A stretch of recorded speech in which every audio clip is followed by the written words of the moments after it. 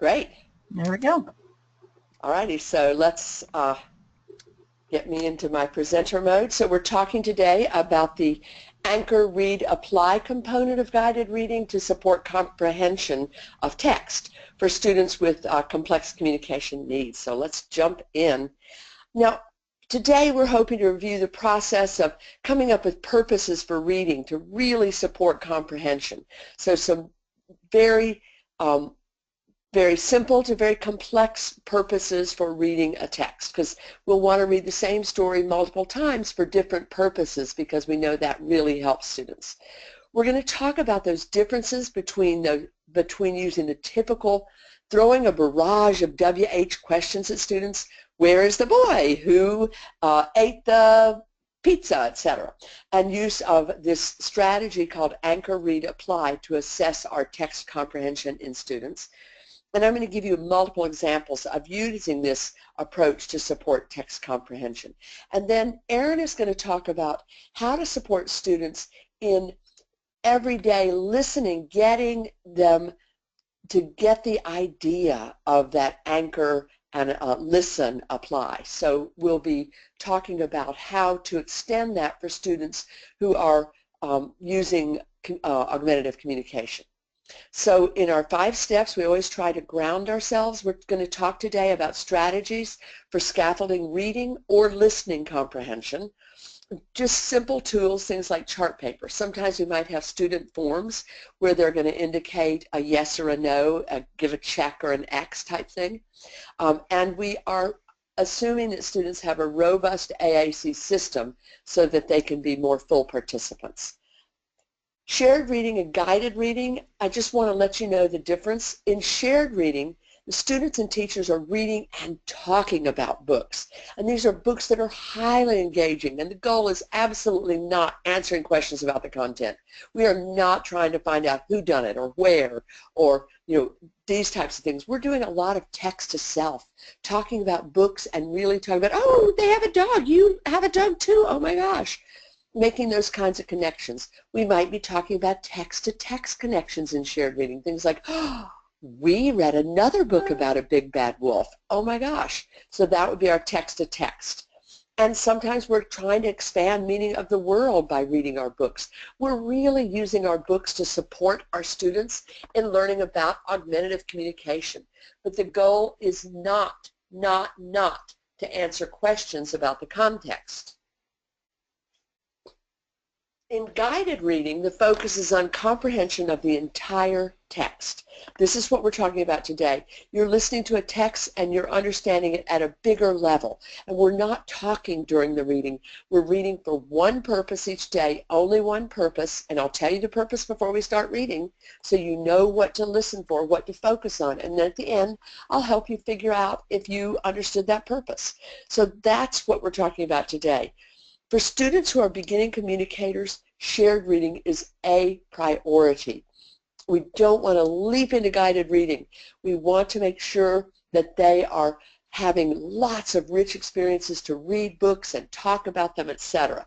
Now, some of our students who've really done well in shared reading, we want to move them to guided reading and to text comprehension. So that's what we'll talk about today. And I really hope those of you who are parents are going to share this webinar with teachers because it's one they'll really enjoy and like. Some key components, and this is from Dr. Karen Erickson. We're emphasizing that learning builds across time. This is not a one-shot learning. Students may not do a great job on their predicting, and that's okay. We will do predicting another time. If we're looking at trying to sequence events in a story, the first time, it's a really good chance they're not going to do so great. That's okay. We're going to give evaluative feedback and keep doing activities to support that. We're applying knowledge and skills. So a skill might be the idea of having, learning how to listen for characters. We're having active participation and interaction in learning activities. We are not having students just sit there passively. They are using their communication systems and being a very active participant. We are collaborating with all the students in a classroom, and we're using communication all through these activities. Text comprehension requires learners to understand the words, to process those words. Oh, now we have to remember those words, and then we have to construct meaning across the entire text. As you can see, this is from a webinar that I will be sharing with you in a moment on teaching text comprehension using Anchor Read Apply strategy. The dynamic learning maps have used this approach. They have developed this through the Center for Literacy and Disability Studies, and they have a number of supports for this. This is from their webinar on generating purposes for reading, talking about the essential elements for literature and informational text. And we're looking for 3 different areas. Key ideas and details, so that might be identify characters throughout the story. Craft and structure might be things such as listening for the ways that an author used a particular word in a story. Integration of knowledge and ideas might be comparing across 2 different stories. Where would we find this information? I am going to post this at the Angelman Communication Series Facebook group, the Dynamic Learning Maps Essential Elements for Language Arts. These are part of the Dynamic Learning Maps, which is one of the alternate assessment consortiums, and it's being run by the Center for Literacy and Disability Studies. They're developing a lot of the materials for that. We've got to be careful not to develop purposes that are too narrow. Purposes for reading should require the student to attend to texts of increasing length rather than searching for one little bit of information.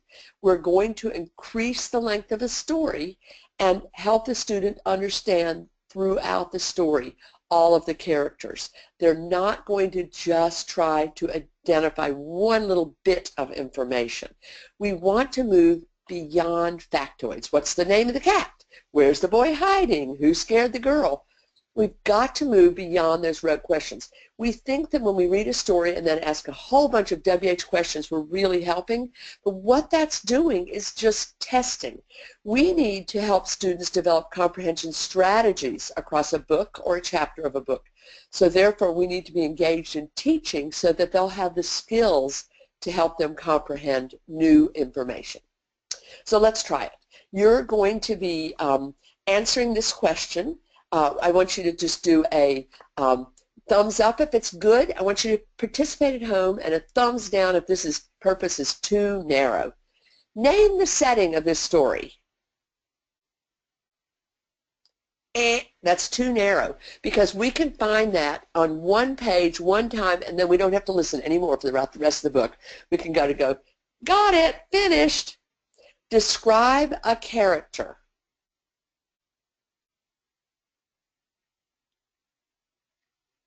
So that's a good purpose, because you have to listen throughout the story to make sure that you understand enough to tell me if this character is smart, if he's clever, if he's sly, if he's greedy, if he's kind. We need to listen throughout the story to be able to describe that character. Tell several places the main character went. That's a good purpose. I hope you're playing along and doing your thumbs up or thumbs down, because that's a good purpose, because you have to listen through the story to find several places that main character went.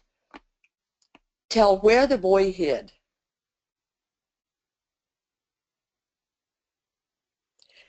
That's too narrow, because we could find that on one page, on one little sentence. Where he hid, boom, we're done. Identify 3 key events in the story. That's a good purpose. You have to listen to the entire story to be able to identify those events. Identify the actions of the main character. Again, a good purpose. We're looking at multiple actions, so I have to listen to more of the story to hear the actions that character engaged in. Tell what pet the character got. Nope, that's a one-shot answer. We can answer that very quickly. Now, I just love this. This is from the Generating Purposes for Reading webinar from Dynamic Learning Maps, Professional Development. And they talk about the one-finger rule. It's so easy to remember. If you can point to the answer with one finger, that purpose was too narrow. So where can you find powerful purposes for reading and listening? You can go to the dynamic learning maps that I mentioned earlier, because the core standards can be set up as purposes, and you'll be seeing those throughout this presentation. So sample purposes for reading, and these come primarily from those dynamic learning maps essential elements. Identify details in stories. Now this may look different for beginners and for students who are more sophisticated, because students who are beginners might be identifying details with scaffolding in the highly familiar stories, whereas later we might be having you identify details in stories you're reading for the first time with less scaffolding. So that's how this can change across time. Identify characters or settings, identify major events, match parts of two texts on the same topic, identify experiences of characters in two stories as same or different, identify the actions, choose the best summary, identify the topic of a text. So those are all samples of activities that might be helpful. Again, there's a webinar for that, Teaching Text Comprehension, Anchor, Read, Apply. So I'm taking this and sharing this webinar for you by giving exemplars of some really simple texts and giving you lots and lots and lots of exemplars, but I highly recommend going back to that webinar as well. So the Anchor, Read, Apply, developed by the Center for Literacy and Disability Studies, Dr. Karen Erickson is the director. So let's look at Anchor first of all. It's that activating or building background knowledge. But we're building background knowledge not for everything about this text. We used to do that, and we just gave too much information. No, what we really want to do is emphasize the thinking that's required. How do I want you to think to be able to do today's task? So if I'm trying to help you think about characters, I'm going to set up some anchor activity that helps you identify people that you know. So we might be identifying people within your school who help you. Background knowledge, again, is not always focused on the content or on that text. So what we're doing is helping students learn independent text comprehension from the very beginning. They'll connect to what they already know to how they need to think in order to construct meaning from this text. So the anchor activity is not designed to pre-teach the content of the text. Again, we do not want to over-teach. We don't need to give too much information. So sometimes we do need to activate or build background knowledge, but only if particular vocabulary or particular concepts are necessary to help students be successful with the purpose for today. So for example, the Watch Know, there's a website called Watch Know Learn, and this is just an app that gives us some videos that give you 2 to 5 minute videos that are very wonderful for education for preschool through end of high school. And the idea is if we were reading a story and we really did need to understand some key events about ancient Rome, then we might watch a 3-minute video to support us. But we wouldn't do that unless that was important for today's purpose. Be cautious about over-teaching before reading. As Karen Erickson says, we want the students to do the heavy lifting, not the teachers and the paras. We know that the teachers and the paras can comprehend this text. We want the students to be doing that work. So I'm going to tell you several times during this presentation, don't give away the farm.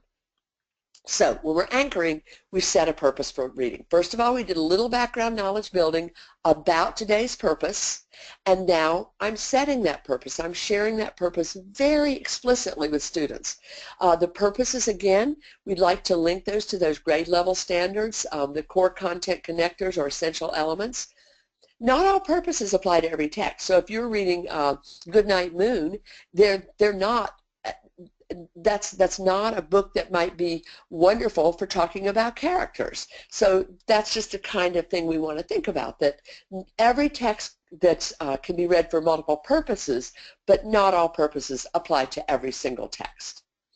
When we're anchoring, when we're deciding on the purpose, we need to identify that in advance before we can do that background knowledge building. because we don't know what to help them with until we know what our purpose is going to be for the day. The purpose, again, does not focus usually on content, but on the way we want our students to think. So let's just jump in and do this. So here's an example of an essential elements reading informational text, order two events from a text as first and next. And so we're going to look at some stories and say which one of these have a really strong sequence that we would want our students to think that we might use as a text to try to work on first and next. So I'm going to call these out, and I want you doing thumbs up, thumbs down in the background. Brown bear, what do you see? And he goes, I see a blue horse, and then I see a yellow duck, I see a purple cat, etc. So does that have a strong sequence? I bet some of you are raising your thumb for a yes, it's strong sequence. First we have the brown bear, then we have the yellow duck, then we have the purple cat. You know what? That's not a sequence I want kids to remember, because I bet if I read that book to a lot of you as adults, and then I say, okay, you know the brown bear came first, maybe you know yellow duck came second, but if I start asking you about all the characters further on in the book and let's put them in order, you wouldn't be able to, and that's because they don't matter. That's factoids, whether the yellow duck came before the purple cat came before the blue horse. Those are factoids. What I want you to remember is key sequencing, and there's not a key sequence in Brown Bear, so it's not a great story to do this activity with. Okay, what about the Very Hungry Caterpillar? Yes or no? Definitely. But once again, we don't want to focus on don't get lost in the minor details. We want to be looking at the big ideas, not the little small picky-uni stuff. And so we want to see that forest not get bogged down by those trees. So it's not about whether he ate the plum before the apple, before the orange, before the pear. I don't care about that sequence. I care about a more big idea sequence that we'll see in just a moment. Okay, Goldilocks and Three Bears, yes or no?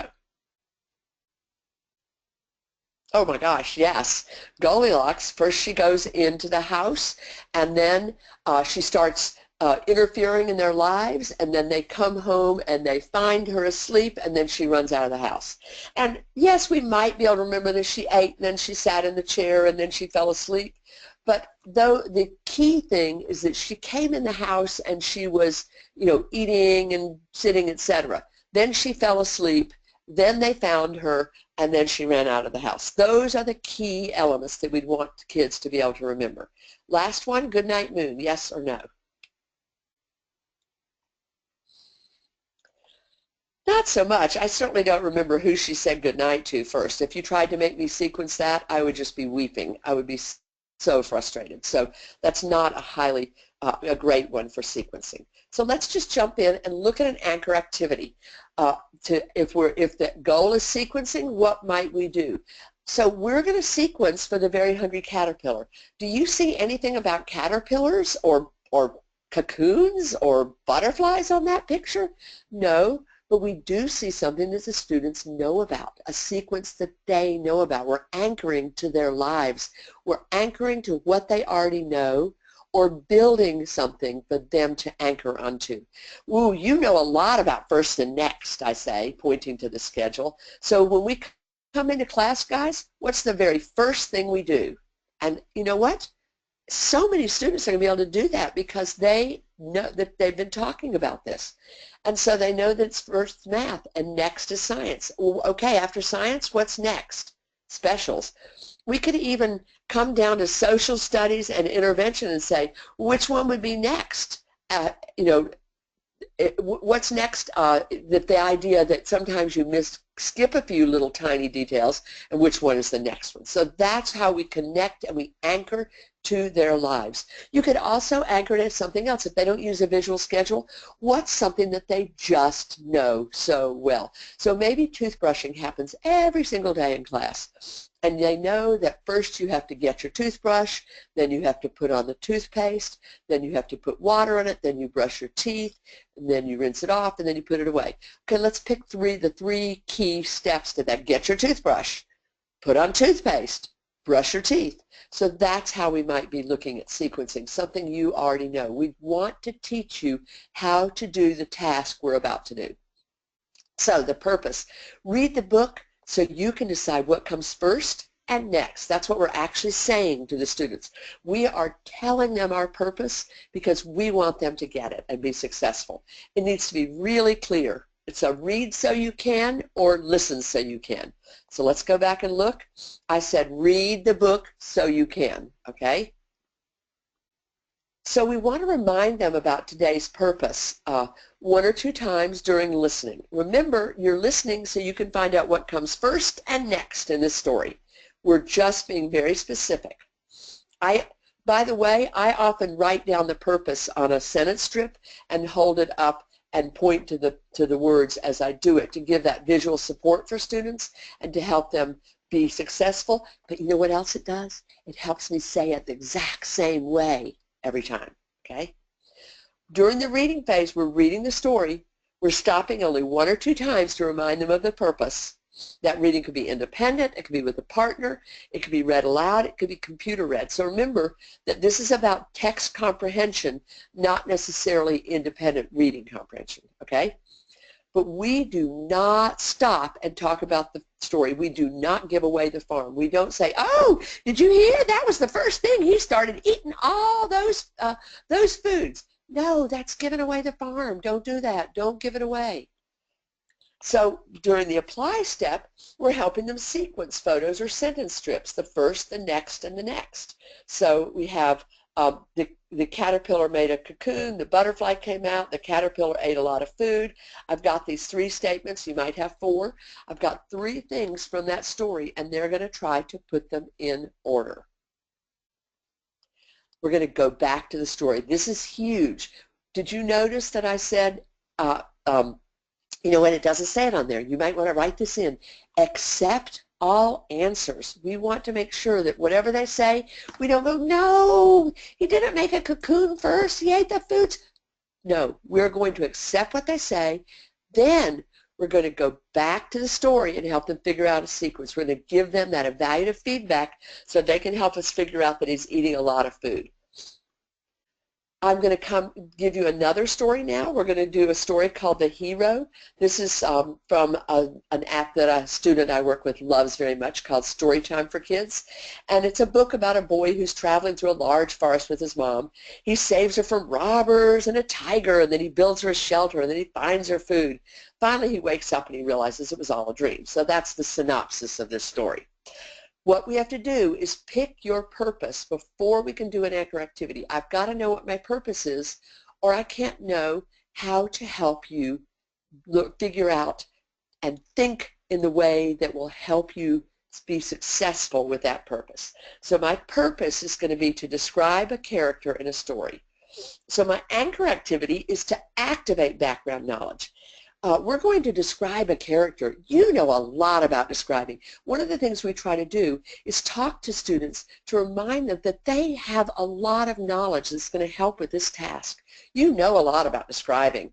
So who do you want to describe? So I would, with my student who was 13 when we did this task, I asked her if she wanted to describe her tutor, her dad, or her sister, and she chose her dad.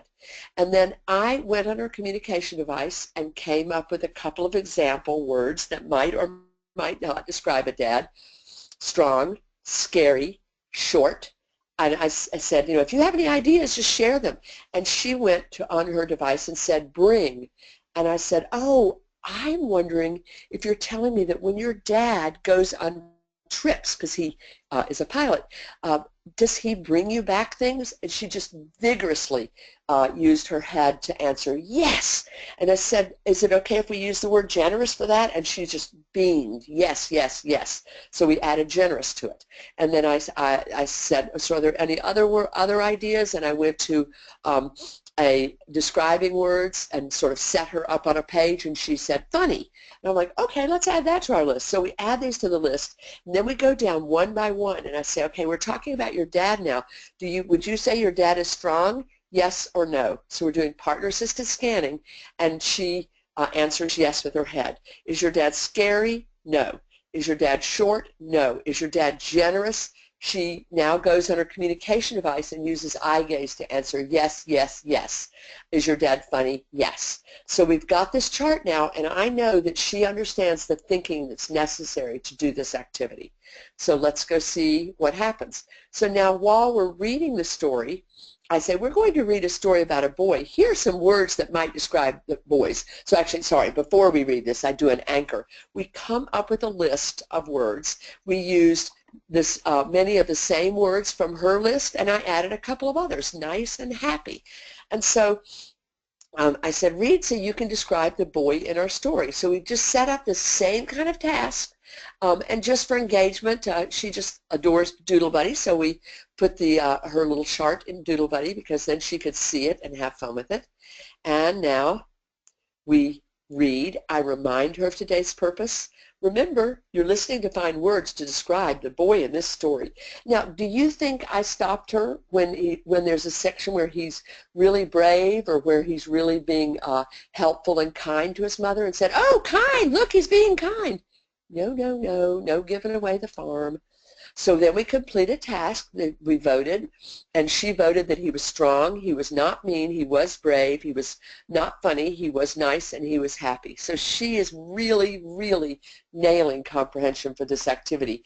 And I'm seeing that she is excellent at describing. I'm going to do another story to make sure to do another assessment, but I feel like that she's ready to move on to a more sophisticated and more complex comprehension strategy.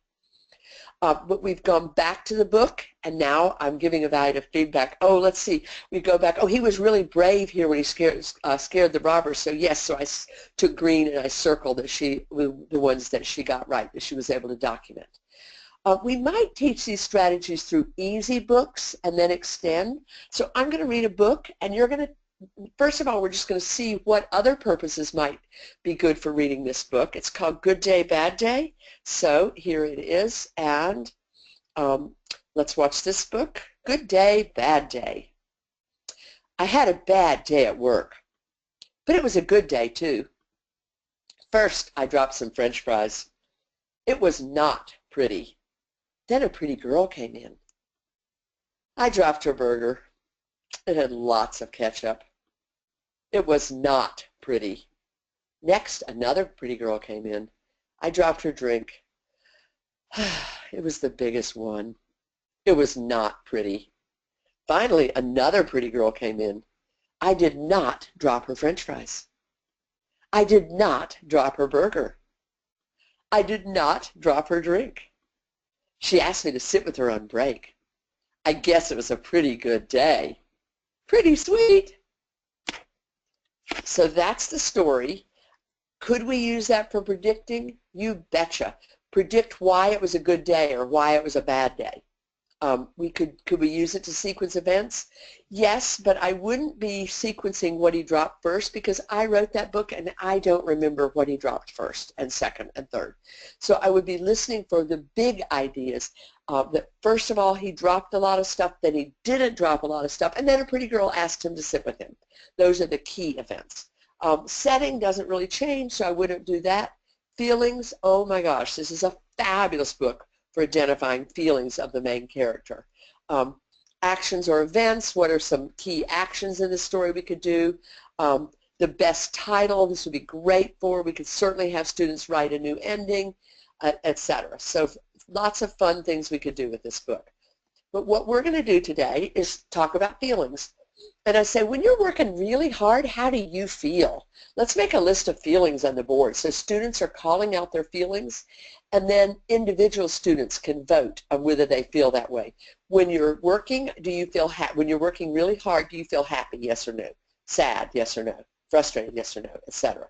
So I'm teaching them, first of all, I'm helping them find some feelings on their communication systems so they know where they are. So we're supporting their language, but then we're also supporting the activity of thinking about yourself.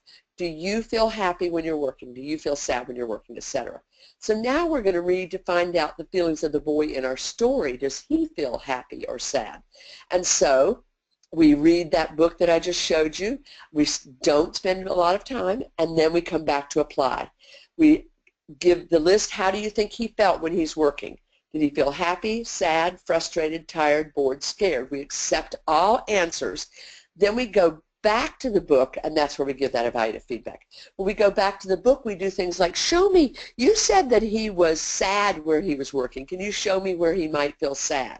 Oh, well, if he felt sad on the third time he dropped something, then we might feel, okay, they're getting it, that he's sad when he drops something. If they tell me he's sad when he's going with his hands up in the air, just celebrating the fact that it's pretty sweet and he's sitting with the girl, then I'm going to feel that he wasn't really comprehending the feelings in that text, and we need to work on that some more. We pick our purpose first. So let's compare character, setting, or events in stories, myths, or texts. So I'm going to pick two books, Three Little Pigs and The Little Red Hen. I mean, Little Riding Hood, Red Riding Hood, sorry about that. And so what I'm doing is, first of all, to anchor, we're not talking about wolves. This is not about wolves. We're anchoring to compare characters that they know. So I asked, do you want to compare Anna and Marcus, a cat and a dog, or your mom and dad? And they said they'd like to compare Anna and Marcus, two kids in the classroom. And so I said, student in the class, is that just true for Anna, just true for Marcus, or for both? Well, that was true for both. Tall, only Marcus is tall. Loves math. So we actually asked the students, do you love math? And Anna's like, yes. Do you love math? Marcus says no. Okay, so where should we put the check here? Only under Anna. Do we have a dog? We asked them, Anna, do you have a dog? No. Marcus? Yes. So where should we put the mark, guys? Under Marcus. Do you love to read? And they didn't even have to get asked for that. They all said both. Okay, so this is how we get that anchoring, prepare you for the kind of thinking you're going to do. Now we have the following statements. I'm going to give you a handout or write these on the board. Read to find out which of these statements is true about both wolves or only one wolf. Okay? And then we read. We stop no more than once. We do the activity. I accept their answers. We go back and we check, and that's where I give evaluative feedback. Well, you know what? You said that the wolf and the Three Little Pigs wanted to eat another character, but oh, I think the wolf in Red Riding Hood, he clearly wanted to eat her. So we need to look at that. Very sharp teeth. Oh, wow, you guys got that one right, etc. So we go back to the books and compare and contrast. So in summary, comprehension is a lot more than just WH questions. We need to teach students increasingly complex strategies for comprehending text. It's not just calling out those WH questions. The anchor, read, apply is kind of an umbrella approach. It supports students by connecting to the prior knowledge that they have and also helps them to construct meaning. With guidance and support, our students can be successful in engaging in increasing and complex communication activities. And I just want you to see that there are certainly, in addition to the webinars that I referenced, there are also some texts that you might want to be looking at. A couple of particularly great ones are the Cunningham and Allington book and the Erickson and Copenhaver book. These are both describing the 4 blocks strategy, but the Erickson and Copenhaver books talks about 4 blocks for students with disabilities. So I'm going to now try to turn this over to Erin.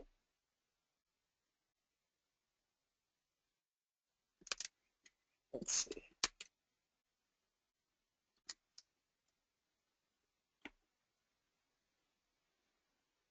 All right.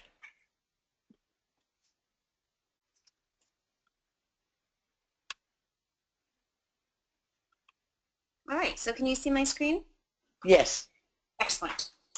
So my question when I first learned about this strategy and tried to use it with Maggie was that Maggie was actually too emergent for it.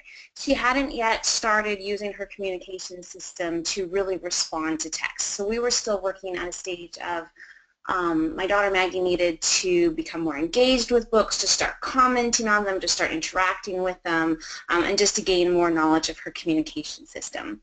But I found that the anchor, read, apply strategy actually had a lot of value for Maggie and a lot of other students that I've worked with or whose teams I've worked with. So I just kind of wanted to explain that, because what I feel like we're doing with our emergent kids by doing some of the things you'll see in a moment is preparing them for when Anchor, Read, Apply becomes their reading comprehension strategies. There's just so much value to the thinking behind it. And one of the biggest values is that it helps create a really predictable routine and a known strategy for our students to be able to engage with classroom instruction, where we learn the habits as the adults supporting them to make sure that before all kinds of different activities, we're anchoring them in what the activity is, we're providing them a purpose that they can focus on throughout, and then we're applying that purpose so that they know why they worked so hard to do it. So the way that I think about these extensions for Anchor, Read, Apply is just how often do we tell students to listen, hey, I need you to listen to me, without telling them what we're listening for. Or how often we say, look, you need to look at your teacher, you need to look at the circle, you need to look at the activity, without telling them what we're looking for and what to look at. For so many of our students with Angelman, the real issue is that they are looking at everything. They are listening to everything. They are listening as closely to the sounds in the hallway as they are to the voice of the teacher who's reading the story. And so part of what we're trying to do is teach our kids how to filter, how to listen for a purpose, but also at this more emergent level, really how to focus their attention on one activity by us being much more specific about what it is that we need them to listen to. So often I'll be in classrooms and I'll hear a student being told, okay, we need you to pay attention, or she just doesn't pay attention.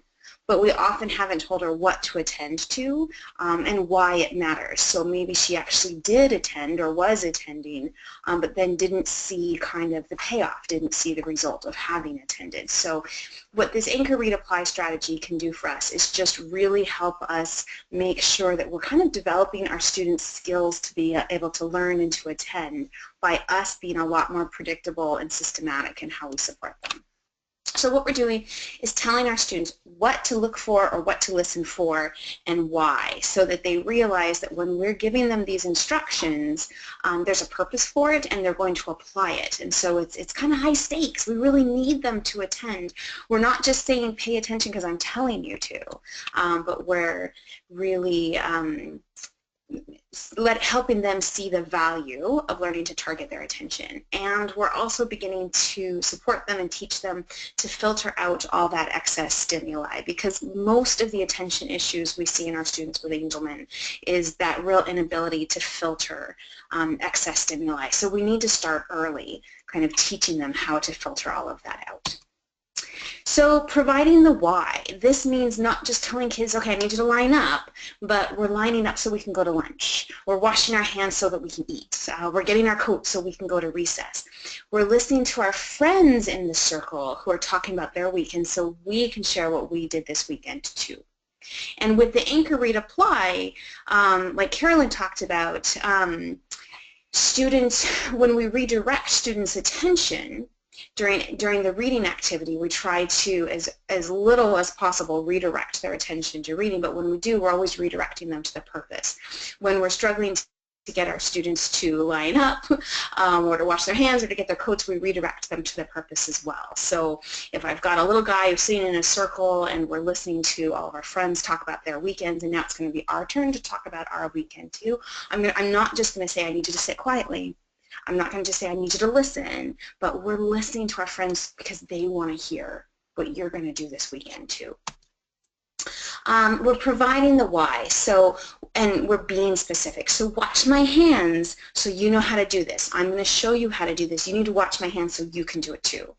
I need you to listen to the story so you can tell me what was your favorite part. I need you to listen to the story so you can tell us if you thought it was a good story or not. But we're giving them that why, and we're being specific about what it is we need them to listen to. Sometimes our key objectives, maybe we have an IEP goal that the student's going to use their communication system to express their likes and dislikes. So the way that we can apply this across the day is that Mrs. Johnson's going to be reading a story. We will listen so we can decide if this was a good story or not. And we'll use their AAC system, or we can use some kind of rating scale. What did you think? Was it awful or was it good? Was it good or was it bad? Was it, we can make visuals like the little graphic I've got at the bottom of the screen, but we're listening to the story so that we can say whether it was good or not. We're listening to the story so that we can rate it. And I think that, we're listening to the story so we can give it a thumbs up or a thumbs down, that kind of stuff. If we can start early with our kids, teaching them these strategies, it's really important that you listen to the story because we need to know your opinion on it. Then over time, as their skills develop and now they become ready for reading comprehension instruction, all of this will be much more familiar to them. So maybe our key objective is the student has an IEP goal around something like using their AAC system to describe features of various nouns. So in science, maybe they're studying butterflies. In social studies or history, it might be California missions or ancient Egypt. But we can work on these literacy skills and these listening comprehension skills all across the school day. So if Mrs. Jones is going to read a book about butterflies, we're listening so we can talk about butterflies. We're listening so we can describe a mission. We're listening so we can write about what a mummy is or what a pyramid is. And like Carolyn was saying, I always, especially for these emergent kids, always provide them a visual so we can point to it. So here's just a simple example. Maybe we're listening in class to an informational text about butterflies. I like to have a few sentence stems. So it's one way to do it. It's a few sentence stems like butterflies are, with a blank space, and we're listening to the book so that we can finish these sentences. For our students who are the most emergent, we need to model for them when we hear that information. So when we're looking at our more advanced students, our more conventional students like Carolyn described, we're not telling them, oh, I heard information. But we are going to model that for them at this stage. And that's where I use like a little sticky note for something like that's it, so I can model that. So when the book, when the teacher is reading the text and it says, butterflies are many different colors, or butterflies can fly, or butterflies are beautiful, I can model a few times during the book, touching my little sticky note that says, that's it, that's it. I heard something about butterflies. Should we write it down?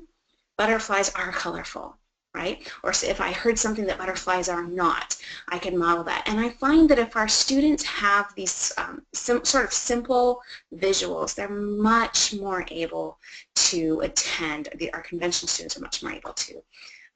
Emergent students are much more able to attend to these kind of classroom activities.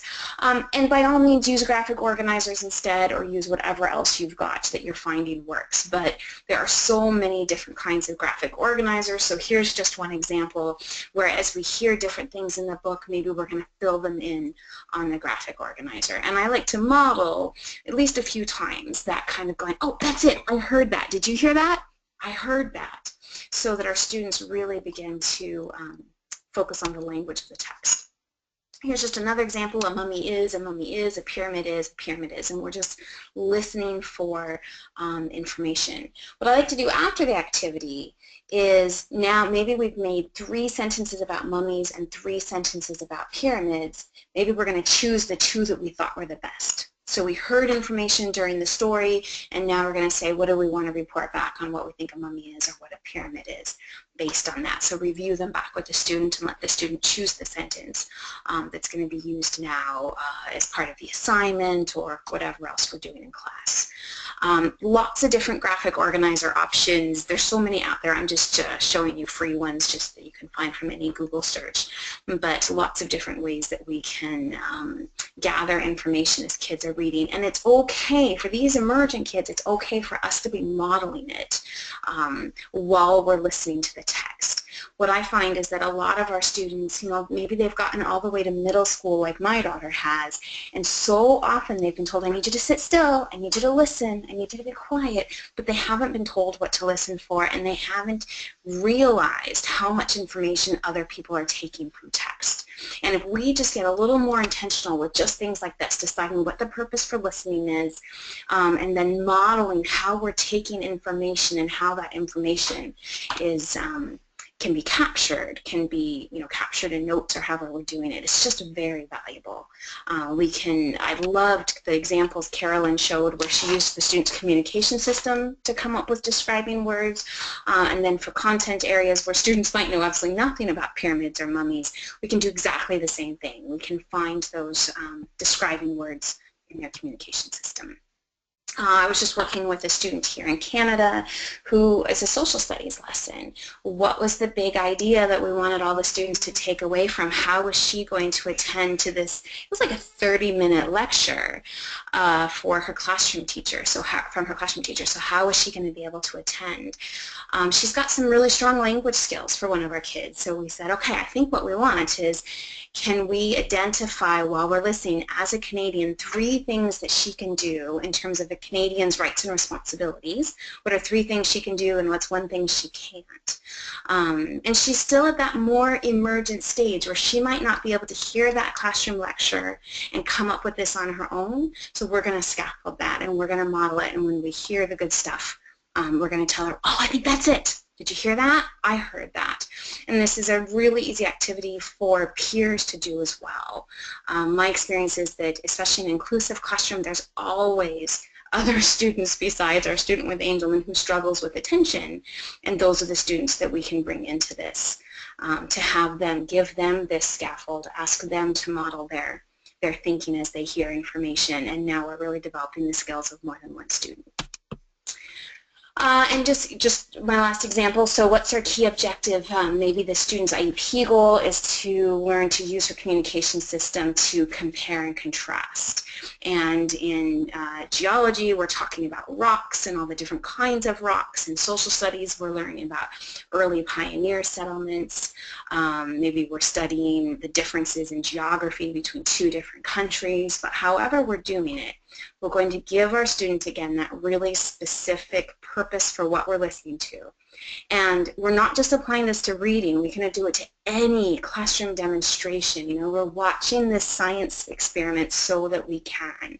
We're watching this video so that we can. We're listening to this lecture so that we can, right? We're listening to your friend give his presentation so that we can give him a thumbs up or a thumbs down on whether it was interesting. But we're just giving him that information, giving our students that information so they really know what it is they're listening for. So for that rock lecture, we might have some sentence stems like this. So some rocks are not, and we're listening for that information. Or maybe we're doing something like a Venn diagram. We're going to compare. We're listening for the information to help us compare 2 different kinds of rocks. There's lots of different ways we can do this, but long before we're working on the reading comprehension part, I just find that this is a gorgeous strategy to support attention and behavior in the classroom so that our students can be more successful because they really know what's expected of them. If we're not careful, sometimes the message we're sending our students, particularly in inclusive classrooms, is your job is to sit quietly and not disturb anyone, rather than your job is to listen and really learn and be able to apply what you've learned. And even though my own daughter isn't ready yet for the reading comprehension part, this kind of strategy has just been very helpful to help her attend to instruction in a middle school classroom that uses a lot of language and just has a lot of things that are going to be more difficult for her to access, but kind of giving her that manageable piece of the big ideas so that she knows what to be listening for. So our key steps in all this is just before the activity, before the science experiment, before the lecture, before watching the instructional video that the whole class is watching. We're just planning ahead so that we've identified the main purpose of the activity for our student to make sure we've really securely anchored them. We've explained what will happen, what they're supposed to attend to, and what it is that we're expecting them to be able to do afterwards as a result. This is a step that we so often forget, I think, when we're supporting students to participate, particularly just in inclusive classrooms, that they're more just sort of going along rather than being as actively engaged as they could be. During the activity, when we need to redirect their attention, when we find that they're attending to the things we don't want them to attend to, if we just have that visual, providing them that visual such as a sentence stem or a graphic organizer or something, I really like even if nothing else, if you just have a sticky note with that's it. We've given them a purpose, and when we hear that purpose, we can model just touching the sticky note. For some reason, that works really well with Maggie. Modeling that's it. Oh, I heard that. so that they see they can hear us, they can see us, how we're taking in information. But we're redirecting their attention when we need to these visuals to help them attend. And then we're going to make sure that they know it mattered that they attended. We want to make sure that they know that it was powerful, that they listened, and that it matters that they learned something. And so we're going to make sure we do that apply step of being able to do something because I listened for this in the video, or I listened for this in the lecture, or I watched for this in the demonstration, or I watched for this during the science experiment. So anyway, so I hope that was helpful, but this is just how we've taken this really brilliant reading comprehension strategy and been able to apply it to kids where they're not ready yet for us to do that with reading comprehension, but we're really developing their strategies, their learning strategies, so that as they continue to learn in the classroom, we can get them to the point of using this for reading comprehension as well. And Carolyn, I'm going to hand the screen back over to you. Okay.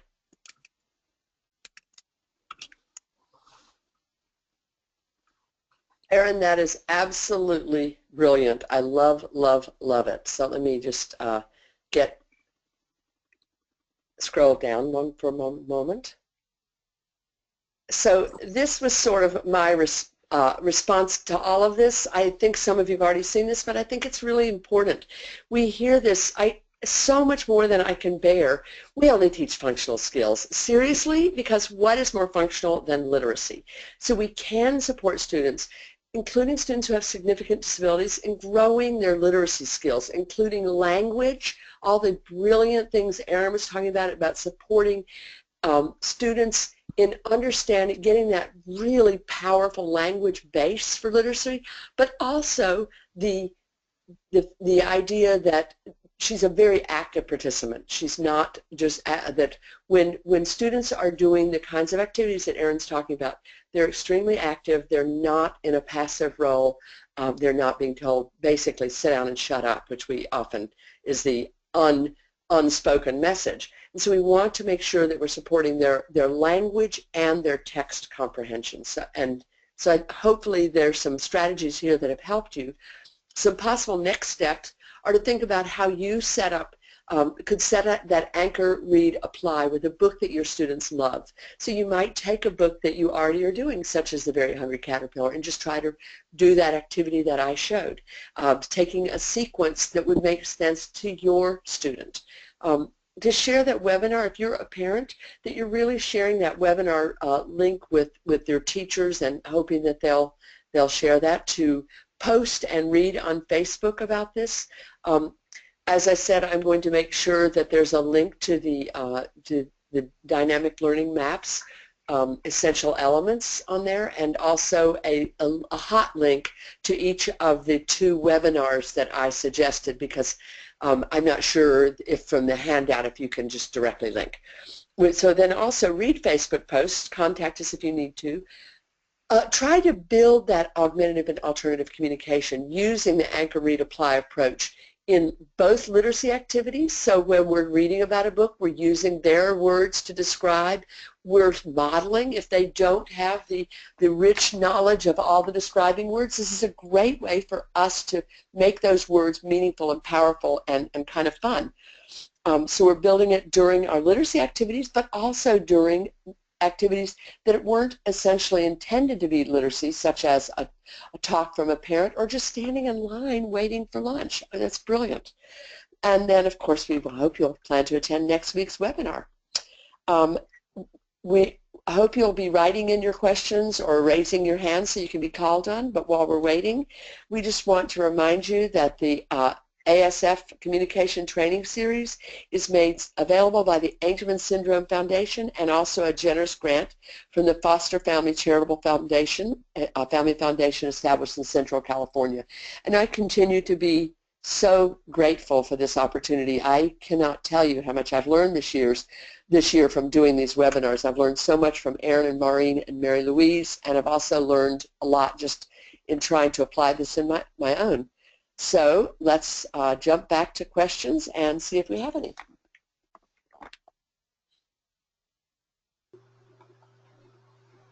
We don't have any yet. We can wait a few minutes and Sure. if any come up while people are typing.